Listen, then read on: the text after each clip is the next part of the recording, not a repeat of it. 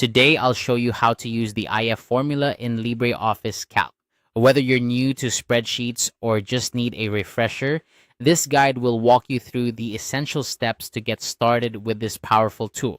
The IF formula is one of the most versatile functions in any spreadsheet software, allowing you to perform logical tests and return different values based on the results.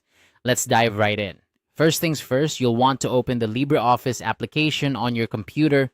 LibreOffice is a great free alternative to other Office suites, and Calc is its spreadsheet component. Once you have LibreOffice open, look for the Calc spreadsheet icon and click on it to create or open a spreadsheet. This will set the stage for using the IF formula. Now that you have your spreadsheet open, choose the specific cell where you want to place your IF formula. Clicking on the cell will activate it, allowing you to enter formulas or data. It's important to select the correct cell right from the start, as this is where your formula will reside and where the results will be displayed. With your target cell selected, it's time to enter the IF formula. The structure for an IF formula in LibreOffice Calc is straightforward. You'll type it as ESA's IF test, then value, otherwise value. Let's break this down a bit for clarity. The test part of the formula is where you define your condition.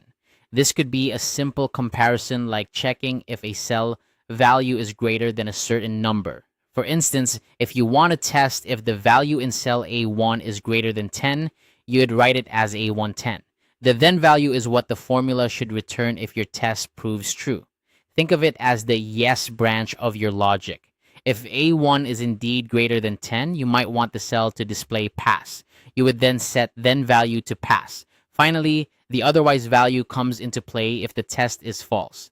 This is your no branch. Continuing with our example, if A1 is not greater than 10, you might want the cell to display fail. So your otherwise value would be set to fail. Putting it all together, your complete IF formula would look like this. Gives IF A110, pass, fail.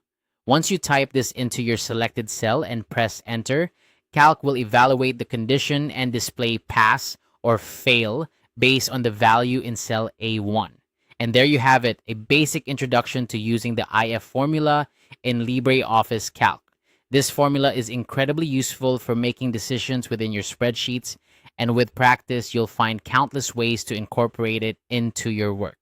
Remember, the key to mastering the IF function is understanding the logic behind your test and clearly defining the outcomes for both true and false results. Thanks for following along, and I hope you found this guide helpful. Feel free to explore more of Calc's features to maximize your productivity. Happy calculating!